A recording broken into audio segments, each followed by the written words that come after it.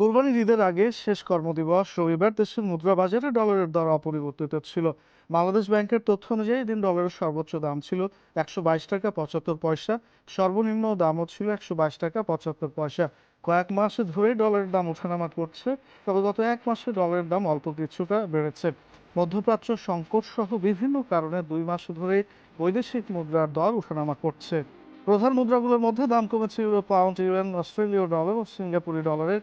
বেড়েছে ভারতীয় রুপির দাম এবং চীনা ইউয়ানের দাম। অপরিবর্তিত ছিল জাপানি ইয়েনের দাম। ইউরো ক্রয় 142 টাকা 41 পয়সা, বিক্রয় 142 টাকা 43 পয়সা। ব্রিটিশ পাউন্ড ক্রয় 164 টাকা 81 পয়সা, বিক্রয় 164 টাকা 90 পয়সা।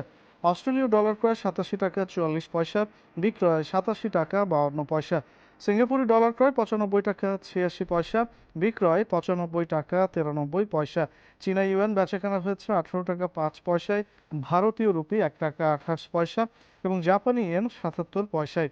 তবে কেন্দ্রীয় ব্যাংকের প্রকাশিত বৈদেশিক মুদ্রার দামের চেয়ে কিছুটা বেশি দামে খোলা বাজারে বিক্রি হয়।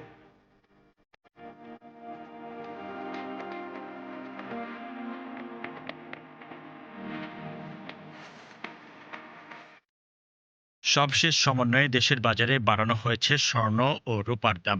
এবার ভরিতে মূল্যবান এই ধাতু দুইটির দাম যথাক্রমে 2,158 টাকা এবং 117 টাকা বাড়িয়েছে বাংলাদেশ জুয়েলার্স অ্যাসোসিয়েশন বাজুস।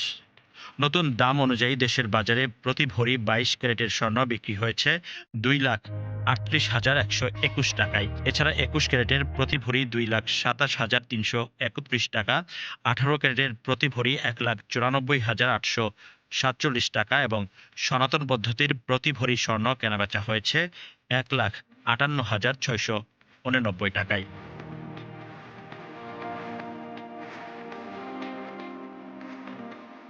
স্বর্ণের দামের সঙ্গে দেশের বাজারে বাড়ানো হয়েছে রূপার দামও। 22 ক্যারেটের প্রতি ভরি রূপা বিক্রি হয়েছে 5,774 টাকায়।